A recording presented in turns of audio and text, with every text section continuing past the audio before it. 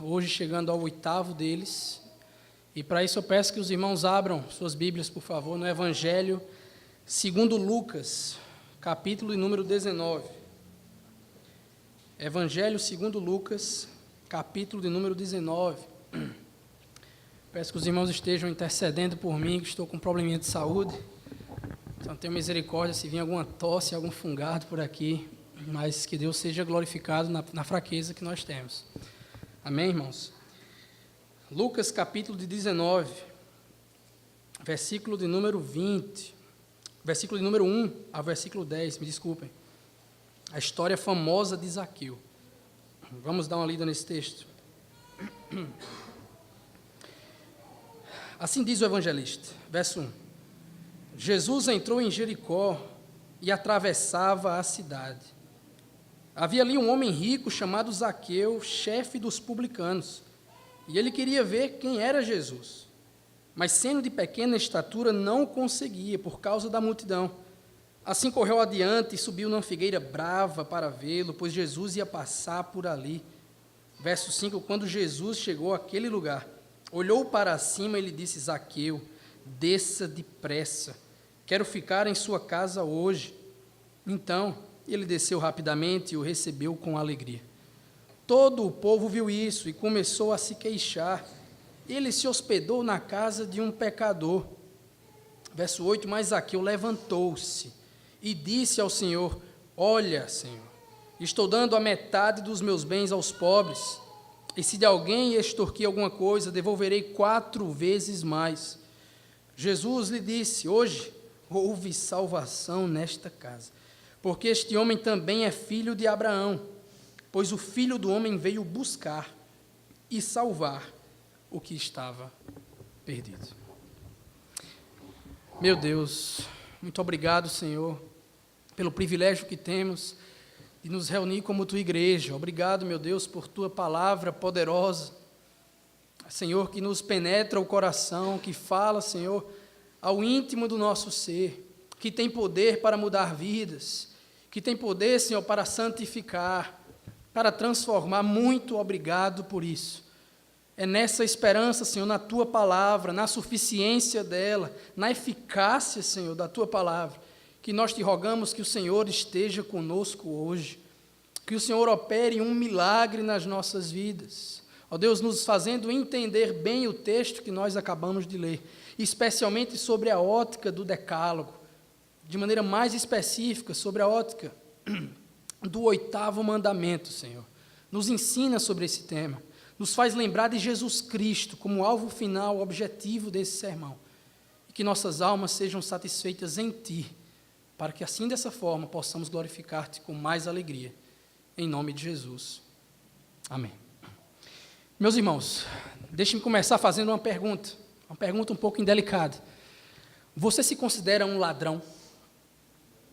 Você se considera um ladrão? Ou será se você se identifica com grande parte da população brasileira que afirma de maneira categórica: eu nunca matei e nunca roubei? Será que você furtou alguma coisa na sua vida? Estatísticas mentirosas, digam por sinal, dizem que 90% dos cristãos evangélicos afirmam que nunca quebraram o 8º mandamento. Portanto, com este dado, nós podemos elencar 2 opções. A primeira delas é que estamos vivendo um avivamento maravilhoso e o povo parou de pecar, o que não é verdade.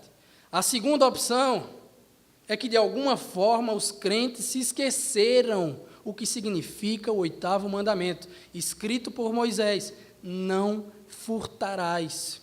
Isso eu acho mais provável. Portanto, irmãos, a partir desse pressuposto que temos, que as pessoas não estão entendendo o que é o 8º mandamento, o que ele prega ao nosso coração, eu creio que nós devemos olhar para o texto de Êxodo, capítulo de número 20. Peço que vocês abram lá novamente. Estamos sempre voltando ao livro de Êxodo, capítulo 20, onde os estatutos, o decálogo de Deus foi colocado para nós. O versículo 15, de maneira específica, traz 2 palavrinhas, que são uma proibição, formam a essência desse mandamento. O texto diz o seguinte: não furtarás. Para entender esse mandamento, irmãos, contudo, eu acho que nós precisamos fazer alguns movimentos. O primeiro deles é entender gramaticalmente o que significa furtar para aquele povo. O que é um furto? O que é um roubo? O que se encaixa dentro da quebra do 8º mandamento? Além disso, também se torna importante entender como esse mandamento foi aplicado a priori na sociedade israelita do Antigo Oriente Próximo, da época de Moisés. E, por fim, precisamos também destacar o princípio por trás do 8º mandamento. Afinal de contas, se você está com uma boa memória, nós estudamos há 2 semanas atrás sobre o 6º mandamento, não assassinarás. E vimos, de maneira simples, que o princípio por trás disso é a defesa da sacralidade da vida.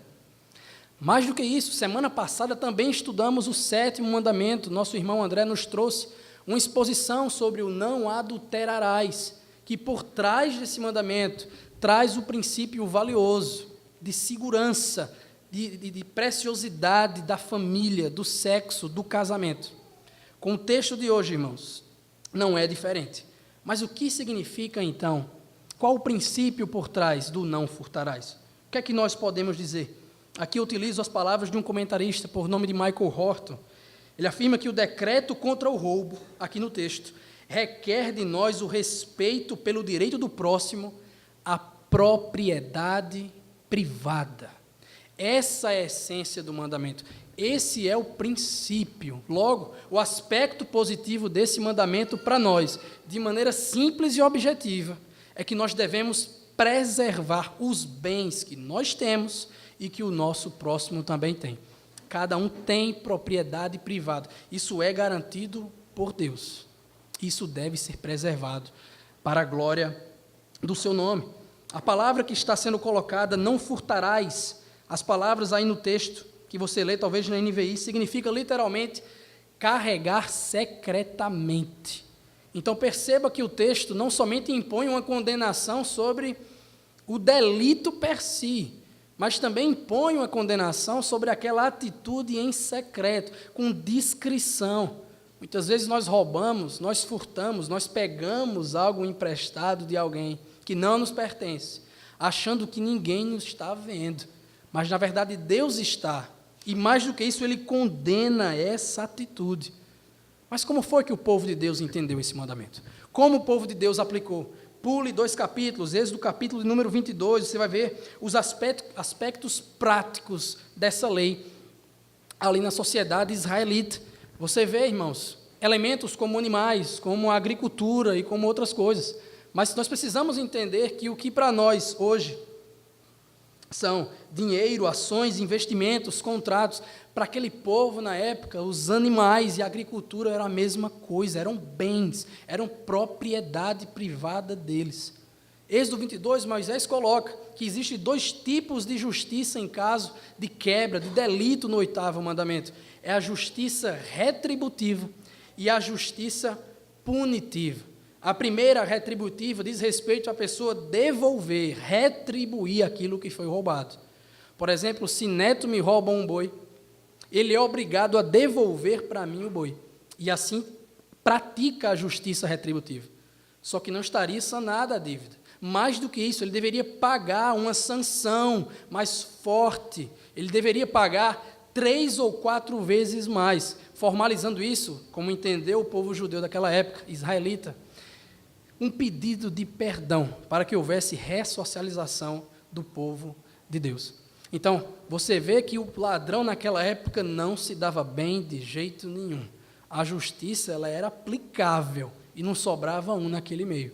Quanta diferença nos dias de hoje, que segundo os juristas consultados, se um ladrão rouba um celular nosso, é pego depois de algum tempo, passa 1, 2, 3 meses na prisão e nós não temos nem os nossos bens retribuídos.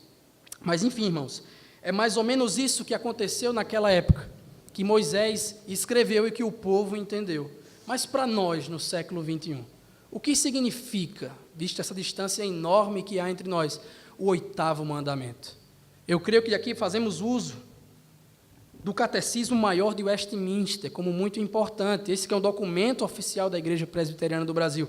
A lista é um pouco longa, mas eu acho que deve ser lida na íntegra. O texto diz o seguinte, que os pecados proibidos no 8º mandamento, além da negligência dos deveres exigidos, são o furto, o roubo, o tráfico de seres humanos, a recepção de qualquer coisa furtada, as transações fraudulentas, os pesos e medidas falsos, a remoção de marcos de propriedade, a injustiça e a infidelidade encontrados entre os homens ou em questões de confiabilidade, a opressão, a extorsão, a usura, o suborno, as vexatórias demandas forenses, o cerco injusto de propriedades e desapropriação, a acumulação de gêneros para encarecer o preço, os meios ilícitos de vida e todos os outros modos injustos e pecaminosos de tirar ou de reter de nosso próximo aquilo que lhe pertence, e ainda mais, ou de nos enriquecer a nós mesmos, a cobiça, a estima, o amor desordenado pelos bens mundanos, a desconfiança, a preocupação excessiva, o empenho em obtê-los, guardá-los, usar deles, a inveja diante da prosperidade de outrem, assim como a ociosidade, a prodigalidade, o jogo dissipador e todos os outros modos pelos quais, indevidamente, prejudicamos o nosso próprio estado exterior e o ato de defraudar nós mesmos do devido uso e conforto da posição que Deus nos colocou. Entendendo que essas palavras são suficientes, irmãos, tendo esse pressuposto antes de nos aproximar do texto de Lucas, capítulo de número 19, eu creio que nós podemos agora ver um exemplo claro, vivido na pessoa de Zaqueu, de justiça retributiva, justiça punitiva, de confissão de pecado, da quebra do 8º mandamento e de arrependimento para a glória de Deus. Por isso, volte para o texto de Lucas, capítulo 19, onde, enfim, nós, de fato, começaremos a exposição do texto. A partir do verso de número 1. Nós precisamos aprender sobre o 8º mandamento.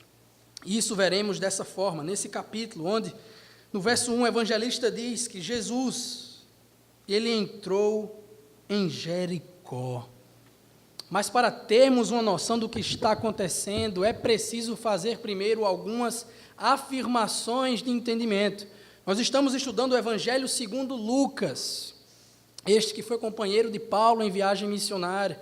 Especial, para não perder muito tempo, estamos numa seção específica dele, onde ele está destacando duas grandes temáticas. A primeira grande temática é acerca de um contraste entre uma falsa e verdadeira espiritualidade, entre uma cegueira espiritual e um entendimento espiritual.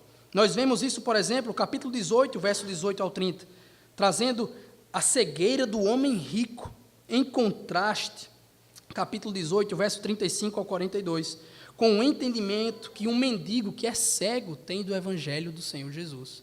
Outro contraste também é colocado entre a cegueira do homem, a cegueira dos discípulos do Senhor Jesus, verso 31 ao 34 do capítulo 18, contrastando com o texto que nós vamos estudar hoje, que é também de um homem rico, sendo que esse entendendo o Evangelho de Jesus.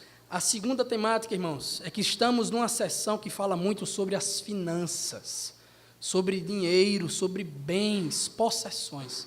Por isso vemos o homem rico em algum momento e como ele lida com o dinheiro, e depois Zaqueu, hoje, que vamos estudar, que também é rico e como ele lida com o dinheiro. Um exemplo é negativo, um rejeita Jesus.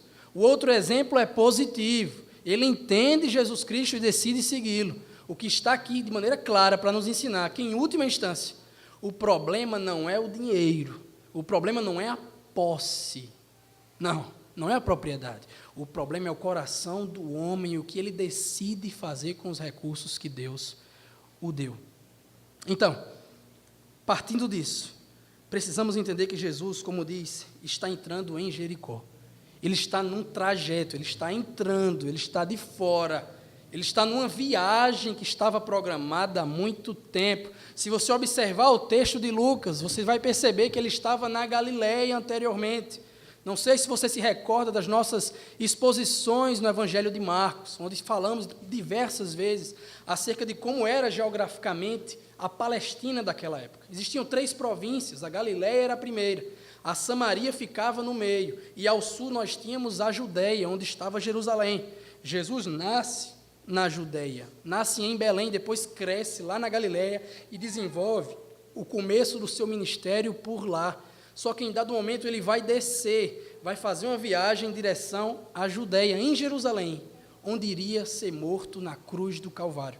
É o trajeto de sangue do Senhor Jesus, o trajeto do seu sacrifício. Ele sai da Galileia, portanto, ele passa pela Samaria, a província, o estado do meio, e depois passa para a Judeia.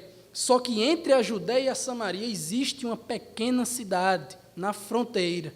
Essa cidade é chamada de Jericó. A cidade que Jesus estava entrando aqui no versículo de número 1 do capítulo 19. Mas o que era Jericó? Que tipo de cidade era essa? Será que era tão importante assim? No Antigo Testamento você vai ver, por exemplo, Josué mencionando essa cidade. Mas na época de Jesus, tanto tempo depois, como ela era, um comentarista pentecostal por nome de Craig Keener, bem competente, inclusive, disse que Jericó era uma das cidades mais ricas da Palestina. Era uma cidade que estava na fronteira da Judeia, principal província da época, com Samaria. Tinha um templo de Herodes naquele lugar, tinha alfândega para passar as pessoas, então era muito rica, tinha muita oportunidade de emprego para as pessoas e muitas riquezas sendo produzidas naquela região. Mas Jesus não ia passar muito tempo por ali. Não tinha nada certo em Jericó, aos olhares humanos para ele. Afinal de contas, você vê no texto que ele atravessava a cidade. Para onde Jesus estava indo? Para Jerusalém, irmãos, também na província da Judéia, aproximadamente 30 quilômetros de distância de Jericó. O problema é que de Jericó para Jerusalém, essa estrada era de uma ladeira, é de uma subida de 30 quilômetros. Então imagine o cansaço que o Senhor Jesus, ou que os discípulos que estavam acompanhando teriam nesse trajeto. Realmente seria algo muito fadigoso. Então, era algo aconselhável, logicamente, que Jesus descansasse em Jericó, que passasse um tempo de refrigério naquele lugar e depois seguisse viagem. Mas havia um problema. Quem Jesus conhecia naquela região? Qual dos discípulos era de Jericó para que pudesse arrumar um lugar? Eis que esses problemas vão chegar ao fim, meus irmãos, porque o texto diz, no versículo 2, que havia ali um homem rico chamado Zaqueu, chefe dos publicanos. Eis a resolução do problema do Senhor Jesus. Havia esse homem aí, Zaqueu, um homem que era rico, que era chefe dos publicanos. E sobre esse cidadão, gostaria de fazer 3 afirmações para meditarmos nesta noite. A primeira delas é a respeito das suas finanças. Percebe como ele é chamado? Lucas o chama de homem rico, o que naturalmente no nosso contexto faz muito sentido, pois ele está em contraste com aquele outro homem rico do capítulo de número 18, que eu falei para vocês agora há pouco. O primeiro recebe as palavras de Jesus com tristeza. Essas são as palavras exatas de Lucas. Já o segundo, quando vamos ver agora no desenvolvimento da narrativa, recebe Jesus de maneira alegre. Há 2 coisas, 2 reações diferentes. Então lembre-se, ao decorrer dessa narrativa, este era um homem bem rico. Isso foi bem posto pelo evangelista. Em segundo lugar, irmãos, nós vamos ver também uma informação sobre o seu nome. Esse homem rico, ele tinha um nome, não era um anônimo. Só que há uma diferença enorme entre ter um nome no século 21 e ter um nome na sociedade de Israel daquela época, na Palestina. Porque o povo de cultura hebraica, eles colocavam nomes nos filhos com um significado específico. Você não vai colocar o nome de fulaninho ou de cicraninho porque achou bonito, porque está na moda, não. Todos os nomes hebraicos têm sentido por trás, tem alguma coisa, um propósito por trás. E com Zaqueu não é diferente. A palavra hebraica para Zaqueu significa literalmente puro, ou ainda justo. Mas como vamos ver no texto, de puro Zaqueu não tinha nada.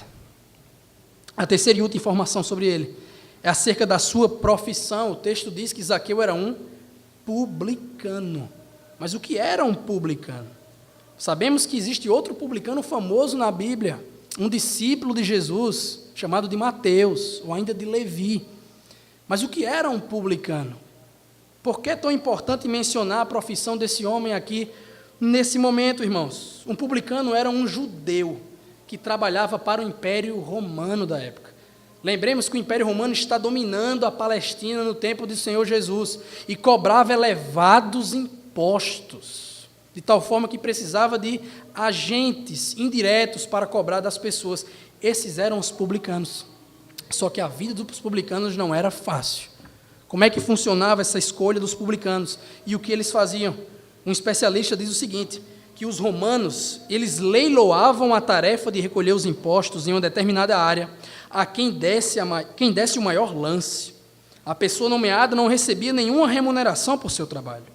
Ela simplesmente coletava o máximo que podia e ficava com a quantia que sobrava depois que pagasse aos romanos o montante combinado. Ou seja, vai haver aí um leilão. Quem paga mais tem o direito de ser publicano. Só que a vida dele não vai ser fácil. Ele tem que recolher de todo mundo o dinheiro que já é de Roma, para depois extorquir o povo e ter alguma reserva para si mesmo. Essa atitude, irmãos, dos publicanos, fez eles se tornarem horríveis diante do povo judeu. Você está traindo o nosso povo. Você está traindo. Por isso, eles eram odiados naquela época. Eram expulsos de sinagogas. Eram chamados, como os próprios evangelhos trazem muitas vezes, de pecadores. Era um povo que não prestava. Era um povo que ninguém queria amizade, que ninguém queria se misturar de forma nenhuma. Contudo, irmãos, Zaqueu não é necessariamente ou simplesmente um publicano. A palavra grega para publicano é telones. Só que Lucas não chama Zaqueu de telones. Lucas chama Zaqueu de arquitelones. Ilustrando isso, irmãos, nós sabemos com o futebol que o Brasil, a seleção brasileira, tem muitos rivais. O Brasil é rival da Itália, é rival do Uruguai, é rival da Alemanha nos últimos anos, mas existe uma que é a arquirrival, que é a principal rival. Essa é a Argentina.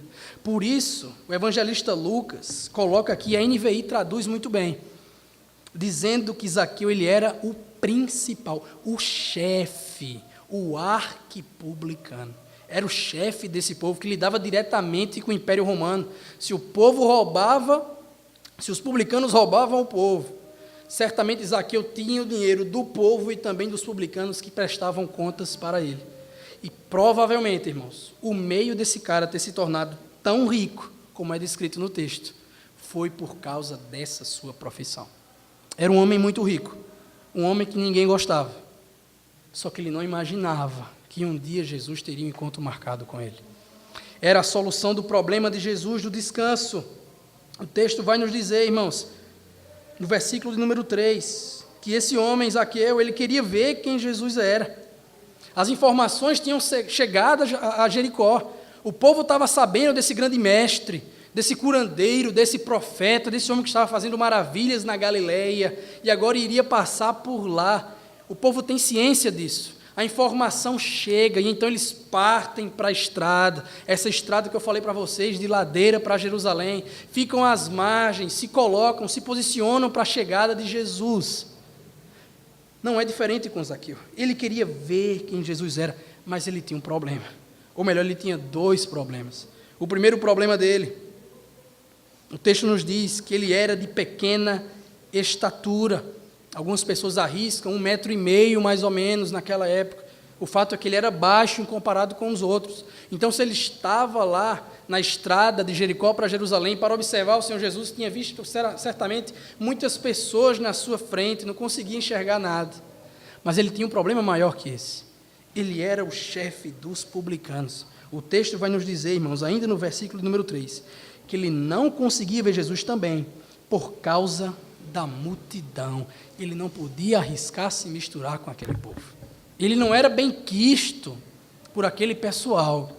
O que ele ia fazer então? Se ele não podia se misturar, se ele não podia enxergar, como é que ele iria cumprir o seu desejo de ver Jesus?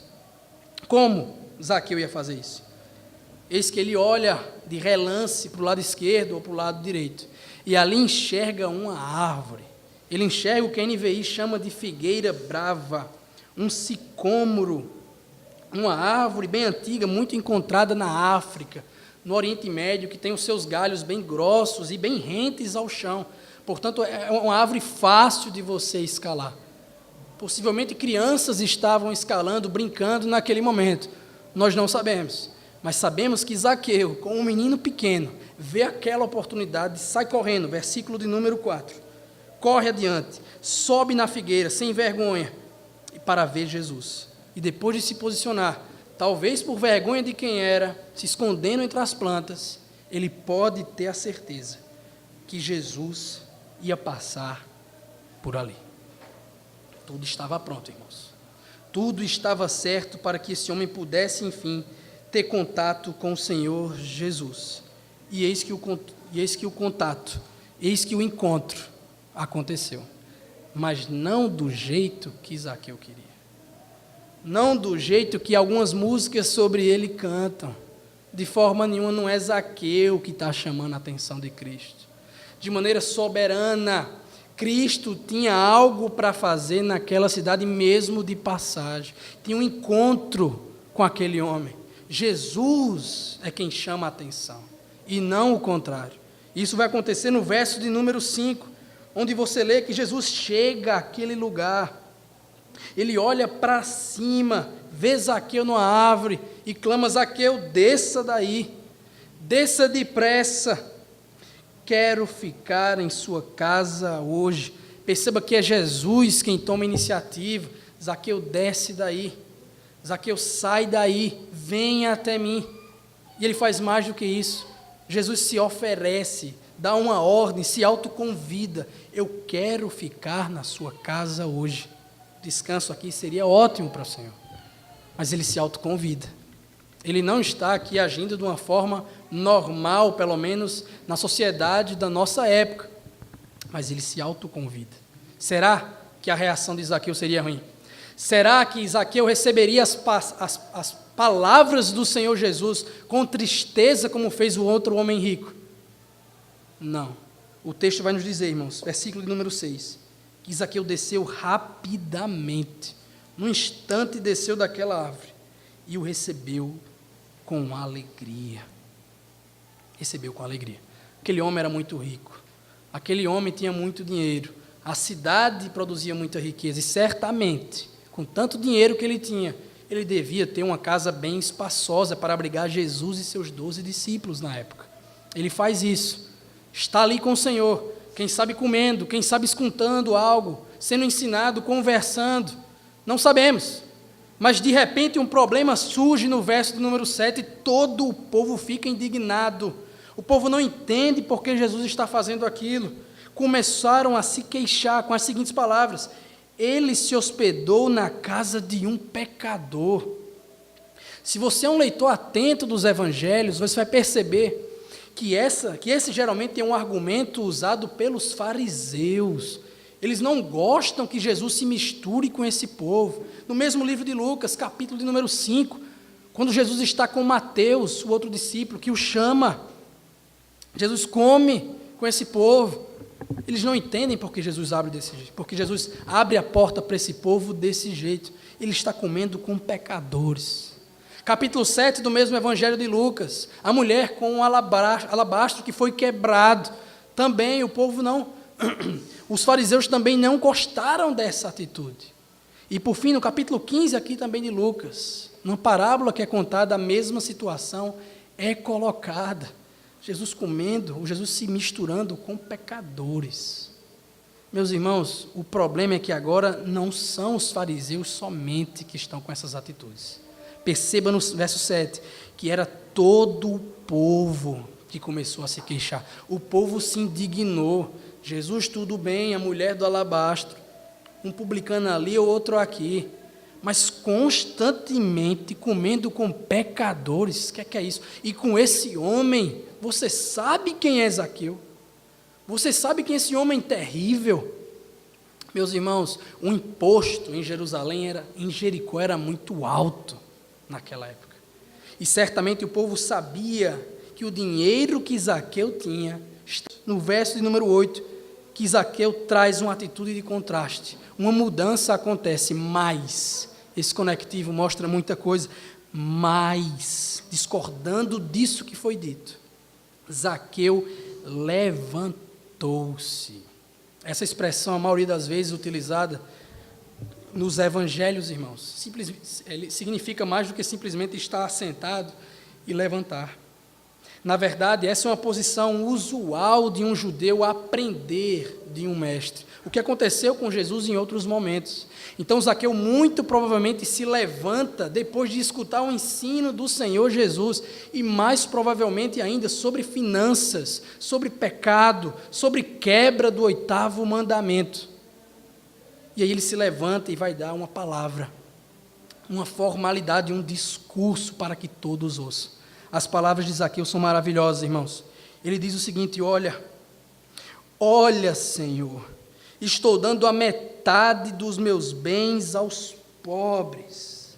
Estou dando a metade dos meus bens aos pobres. Constate que no capítulo de número 18, o outro homem rico recebeu um pedido do Senhor Jesus. Vocês lembram qual era? O pedido era para que o homem rico vendesse tudo e desse para os pobres. Esse homem recebe com tristeza as palavras de Jesus: não quero fazer isso, tenho muito dinheiro, tenho muito apego aos meus bens.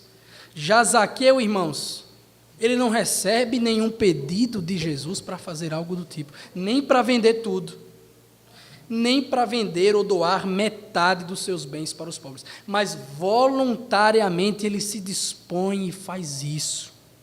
Ele dá para os pobres metade dos seus bens. Perceba que o texto não coloca em nós o tempo futuro: eu darei aos pobres, eu estou dando, veja, isso já começou, isso é constante a partir de agora na minha vida. Mas aqui eu não paro por aí, irmãos. Não obstante essa atitude louvável dele, ele fala ainda no verso de número 8: e se de alguém extorquir alguma coisa, devolverei 4 vezes mais. Justiça retributiva, ele devolve, e justiça punitiva, ele dá mais do que devia, para pedir perdão de maneira prática para o povo. Só que há 2 coisas interessantes nessas ações aqui de Zaqueu, irmãos. A primeira delas é que as suas palavras comunicam dentro do contexto uma confissão de pecado, uma admissão de culpa: eu sou culpado, eu quebrei o 8º mandamento. Ele extorquiu pessoas, as pessoas estavam iradas com ele e ele sabia disso, ele não era benquisto, ele era um condenado pela lei, pelo 8º mandamento. Afinal de contas, ninguém aguentava aquele camarada, o povo não gostava mais dele, ele sabia disso. É mais ou menos o que acontece com alguns setores públicos em João Pessoa. Não sei dizer se a mesma coisa acontece aqui em Mamanguape. Quando, por exemplo, alguém do governo é necessário para dar andamento a alguma obra, para dar algum alvará, para fazer isso, para fazer aquilo, se você não subornar, se você não der um dinheirinho, as coisas não andam. As pessoas querem extorquir dinheiro de alguma forma do povo, de forma ilícita. Essas pessoas são odiadas também pela sociedade. Nós não sentimos prazer em nos envolver com essas pessoas. Mas que bom seria se elas tivessem a mesma atitude de Zaqueu. Que mudança na sociedade nós teríamos de fato. A segunda coisa sobre Zaqueu e as suas atitudes é que elas apontam para frutos de conversão. Não somente uma admissão de pecado, mas frutos de conversão, de que houve mudança, de que houve transformação na vida daquele homem de verdade. As suas justiças distributivas e punitivas foram aplicadas, mais do que deviam, inclusive. Eu extorqui pessoas, eu vou devolver 4 vezes mais. Também no tempo presente, possivelmente as pessoas já estavam batendo na porta e ele dando, e ele dando, e ele dando dinheiro o tempo inteiro, mostrando que ele foi alcançado pelo Cristo do Evangelho, mostrando que para ele o dinheiro não era mais o seu senhor, e que ele era diferente do homem rico do capítulo de número 18. E aqui, irmãos, esse desapego ao dinheiro tem uma conexão muito forte com a frase de um pastor chamado de Kent Hughes, Ele diz o seguinte sobre a nossa avareza: toda vez que eu dou, eu declaro que o dinheiro não me controla. A generosidade constante é um desendeusamento constante do dinheiro. Ele tem prazer em fazer isso. Ele não deixa que o dinheiro se torne uma idolatria no coração, porque o bem que Deus o colocou deve ser usado para a sua glória, irmãos. Isso tudo não passou despercebido pelos olhares do Senhor Jesus. Verso seguinte, o 9, Jesus olha tudo aquilo, conhecendo, sondando o coração daquele homem, como soberano e onisciente que é. Ele afirma: hoje houve salvação, um pecador se arrependeu, um pecador mostrou com a sua vida que está em concordância com o ensino que fora previamente mostrado. Houve salvação nesta casa, porque a família de Zaqueu foi abençoada por meio da sua atitude. Deus abençoa famílias, e agora Zaqueu, como líder, é prova disso. Houve salvação aqui, nesta casa. E ele adiciona: porque este homem também é filho de Abraão. Os publicanos, os coletores de impostos daquela época, o chefe dos publicanos, eram odiados pelo povo de Deus. Como eu falei, eles eram expulsos da sinagoga. Ninguém queria se mexer, ninguém queria se misturar com eles de forma nenhuma. Só que Jesus diz que ele também é filho de Abraão, ele também é descendência étnica de Israel. Mas mais do que isso, não só uma linhagem étnica, uma linhagem espiritual. Ele é filho de Abraão porque crê em mim. As promessas de Abraão se cumprem em mim. Então, crendo em mim, nós também, crendo em Cristo, nós também somos filhos de Abraão. Ele é aceito por Jesus em seu meio, como Israel de Deus, como membro da sua igreja, a despeito do que acham os religiosos da sua época. Houve salvação. E o verso de número 10, irmãos, termina de forma arrebatadora. O texto mais belo, possivelmente, de toda a Escritura, que descreve a missão do Senhor Jesus. Eu imagino que se Lucas tivesse que escolher um versículo para ser preservado desse livro, seria o versículo 10 do capítulo 19, onde ele afirma que: pois o Filho do Homem veio buscar e salvar o que estava perdido. Essa é a missão de Jesus, de buscar o perdido, de salvar os condenados, de ir atrás de quem a sociedade não se importa. Esse é o Jesus da Bíblia. Essa é a missão do Senhor Jesus e não pode ser esquecida, irmãos. Terminado o texto, 3 aplicações rápidas, eu acho que devem estar firmes em nossa mente ao sairmos daqui. E, novamente, eu peço desculpa aos irmãos pela voz, mas 3 aplicações devem ser muito importantes para nós. A primeira delas, irmãos, é que nós precisamos entender, mais uma vez, que o Evangelho não é somente para quem sofre as consequências do roubo. O Evangelho não é somente para quem é roubado, mas para quem rouba também. Não somente para quem sofre o delito, para quem é lesado, mas para quem está lesando, quem é ladrão, quem rouba, quem toma posse de outras pessoas, pessoas que por vezes nós não queremos nem nos envolver. É para eles também o Evangelho. A missão do Filho do Homem é buscar e salvar esse tipo de gente, como eu e você. Então não queira determinar uma pessoa específica, uma classe específica como alvo preferido do Evangelho. Se envolva com as pessoas, não fique no seu gueto cultural, espiritual dentro de uma igreja, sem conversar, sem se envolver, sem comer com essas pessoas. Se envolva com adúlteros, se envolva com assassinos, se envolva com ladrões, porque se formos sinceros, nós também somos assassinos, adúlteros e ladrões. Nós precisamos da graça de Jesus, e como essa graça nos alcançou, nós devemos compartilhar com as pessoas, irmãos. Não queira escolher um grupo específico, de forma nenhuma. Além disso, segunda aplicação, Entenda que não é a sua vida bem-sucedida que chama a atenção do Senhor Jesus. Não é a sua vida bem-sucedida que chama a atenção de Jesus. Não é, como o cantor gospel falou, o fato de Zaqueu ter subido numa árvore, que isso chamou a atenção de Jesus, que fez Jesus enxergá-lo. Não, não é isso. Suas melhores obras aqui na terra não chamam a atenção de Deus, não encantam o seu coração, são insuficientes, não encantam o Senhor de forma nenhuma, irmãos. Não é o seu crescimento espiritual, não é o status que você adquire na sociedade, não é o fato da sua empresa estar crescendo, não é o fato de você estar sendo bem visto na igreja, na família, nos lugares.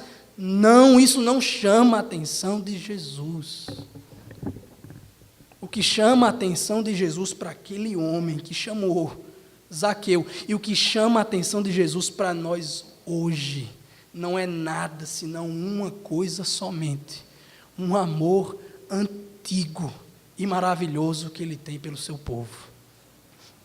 Graça.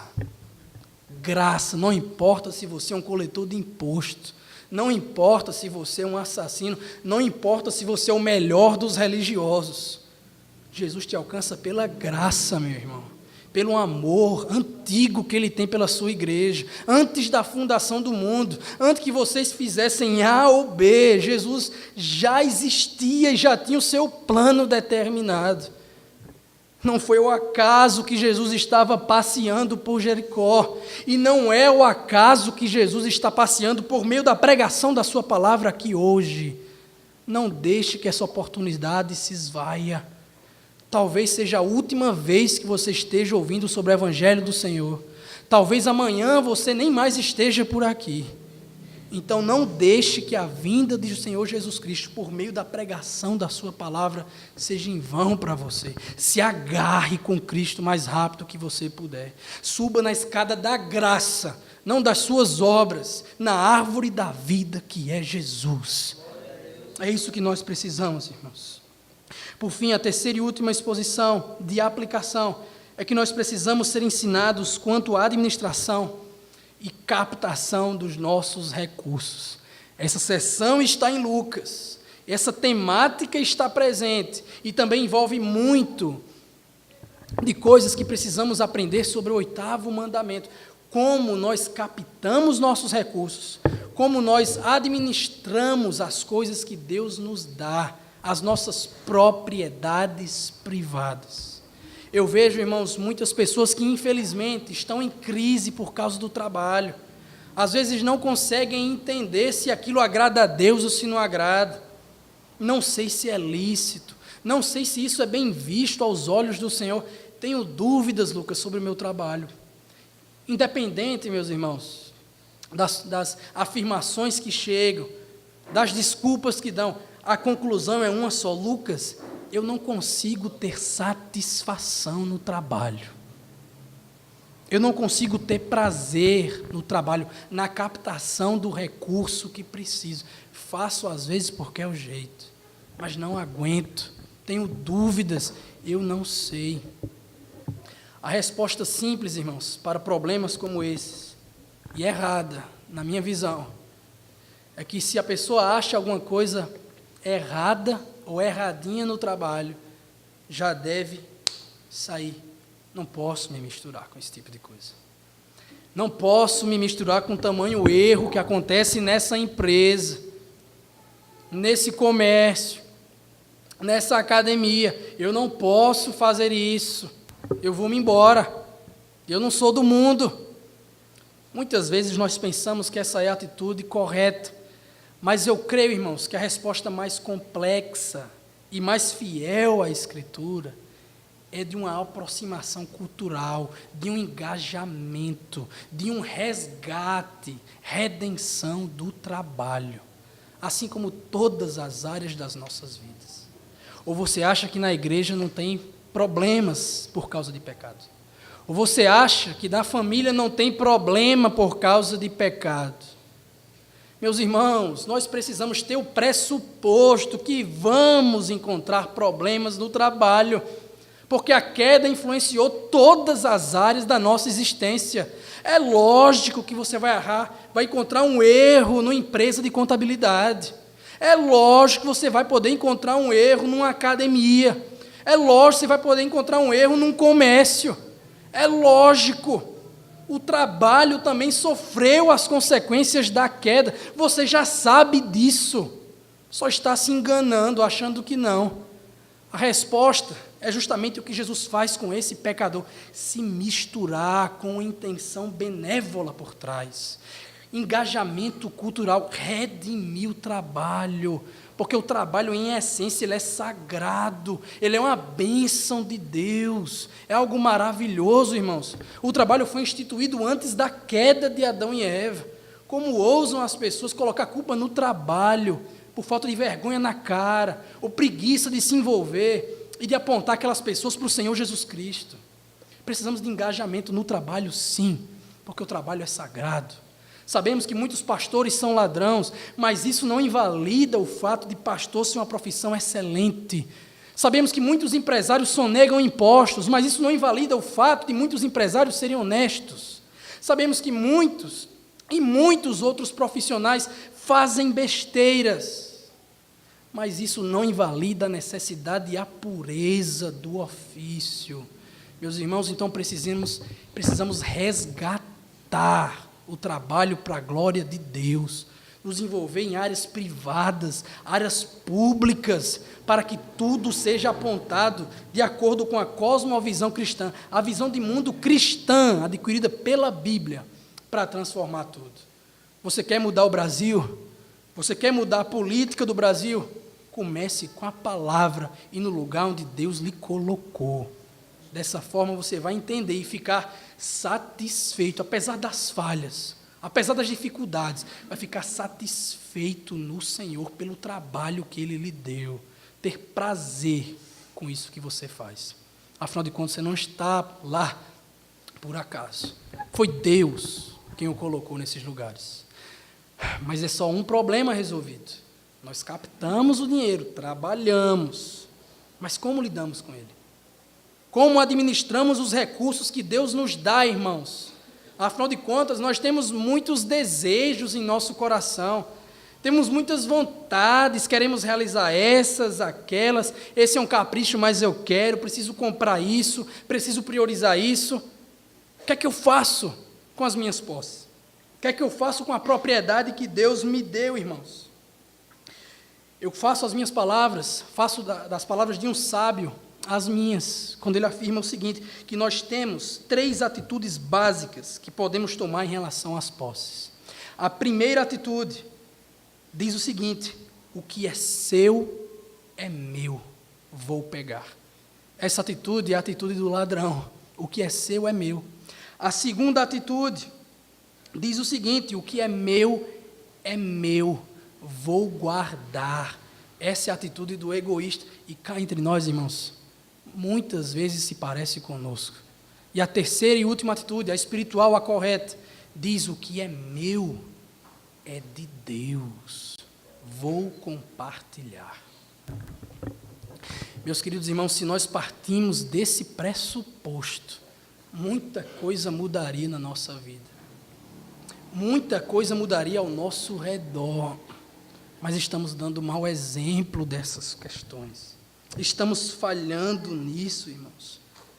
Se o meu dinheiro é de Deus, se os meus bens, as minhas propriedades são do Senhor, não é quanto eu vou dar para Deus, é quanto do dinheiro de Deus eu vou empregar pessoalmente para mim. O dinheiro é dele, deve ser investido de acordo com os seus princípios, as suas prioridades. Portanto, gaste, meu irmão, o seu dinheiro com os princípios de Deus na sua família. Gaste sim na igreja local, porque sim, negligenciar dízimos e ofertas é quebra do 8º mandamento também. Gaste o seu dinheiro com lazer responsável. Gaste o seu dinheiro, e não menos importante, ajudando os necessitados, isso coletivamente como corpo de Cristo, e graças a Deus temos feito mais isso em 2018 na nossa igreja, ou individualmente, sem precisar que ninguém saiba. Faça isso para a glória de Jesus. Essa é a prioridade de Deus. Não é o carro 2018, 2019 que você precisa, irmão. Não é aquela casa enorme que você precisa. Você precisa investir seus recursos para a glória de Deus. E dessa forma, sim, estará satisfeito com isso. Afinal de contas, um coração generoso, ele é uma evidência de um coração regenerado por Deus. Quem é generoso é regenerado pelo Senhor. Aos ricos da igreja, aqueles que têm uma condição financeira melhor do que os outros, meus irmãos, vocês não são melhores ou piores que os pobres. Somos todos iguais. Mas entenda que o que Jesus falou não é mentira. Que é mais fácil um camelo passar no fundo de uma agulha do que um rico entrar no reino de Deus. É lógico que é impossível para todos os homens serem salvos.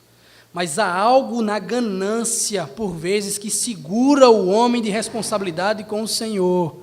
Então tome cuidado com isso. Veja como você gasta o seu dinheiro.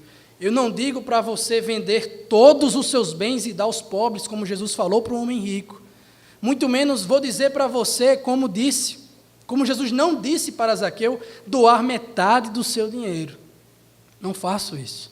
Mas voluntariamente, tenha a certeza de que Deus está interessado em como você gasta o seu dinheiro. Afinal de contas, saia com uma pergunta daqui. E se Deus quiser, saia com essa pergunta respondida. Por que você acha que Deus confiou todos os bens que você tem nas suas mãos?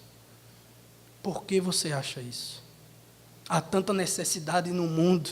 Olhe ao seu redor, olhe para as pessoas, olhe para as coisas que podem ser melhoradas. E tenha vergonha na cara para investir na glória de Deus nesse lugar. Por fim, irmãos, já concluindo o sermão, faço a mesma pergunta do começo. Você se considera um ladrão?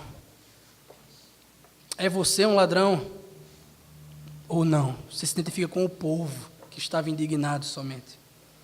Eu, particularmente, meus irmãos, me vejo dessa forma, como um ladrão em vários momentos da minha vida. Por vezes quebro o 8º mandamento. Afinal de contas, como cravou Philip Ryken no livro Os 10 Mandamentos nos dias de hoje. Como ele cravou, toda violação aos 10 mandamentos envolve alguma forma de roubo. Curvar-se aos ídolos é roubar de Deus a adoração.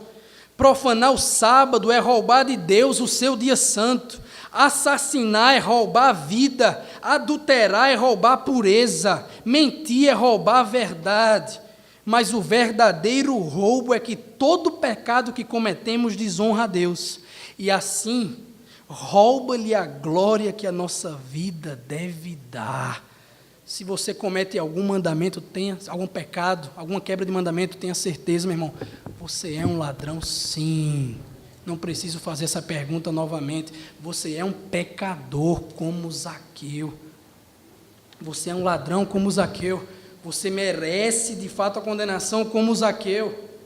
Você não presta. Você é um pecador.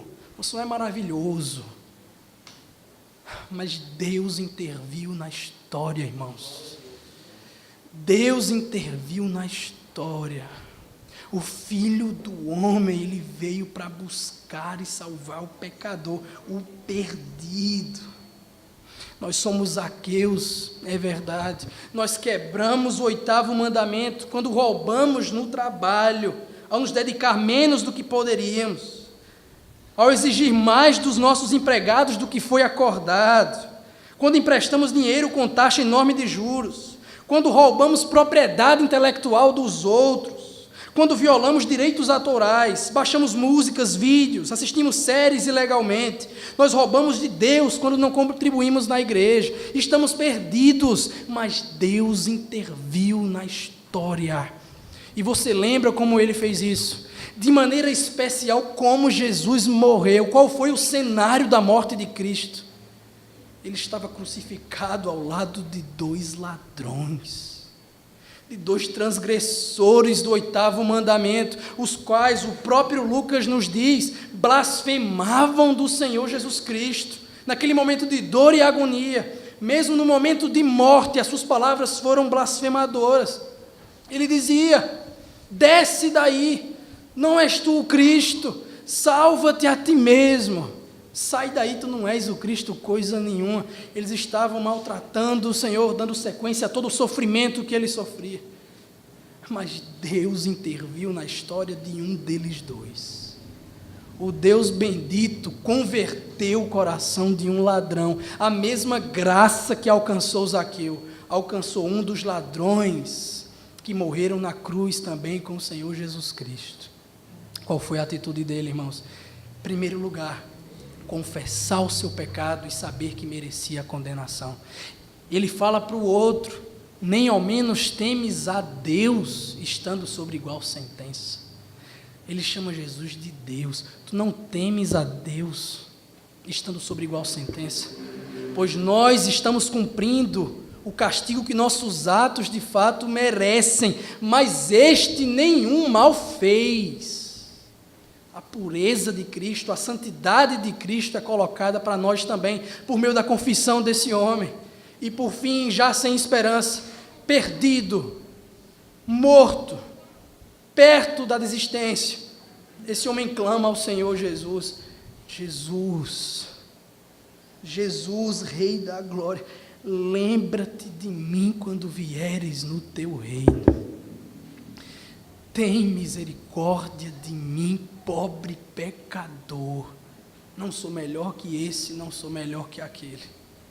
E as palavras de Jesus em resposta, irmãos, são as mesmas para nós hoje, se cremos no Evangelho e se morrêssemos hoje. Hoje estarás comigo no paraíso. Hoje estarás comigo no paraíso. É verdade que somos todos Zaqueus nos roubos, irmãos. Somos todos ladrões, mas por causa de Cristo, nele, no Senhor, nós também somos Zaqueus em outro sentido. Como a própria palavra denota, somos puros, justos, para a glória de Deus. O Evangelho ele não é uma boa notícia acerca da descida ou da subida de Zaqueu àquela árvore, mas a descida do Filho de Deus, que veio buscar e salvar pecadores como eu e você. Senhor, obrigado, Pai.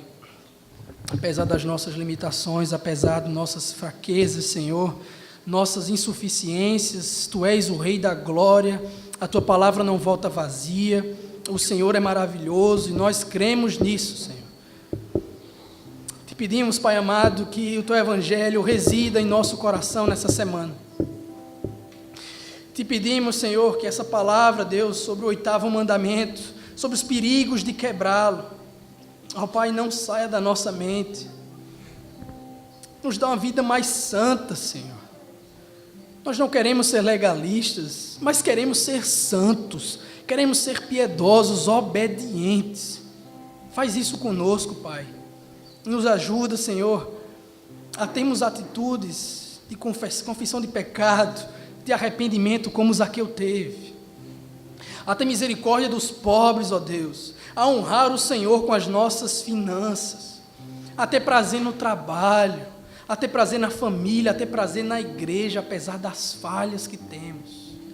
Ajuda-nos, Senhor, e te agradecemos porque a ajuda maior já veio, o Filho do homem, Jesus, o nosso Rei, que nos buscou e nos salvou para a glória de Deus. Muito obrigado, Jesus. Muito obrigado, Senhor. É assim que nós te oramos, gratos por tudo. No teu nome. Amém.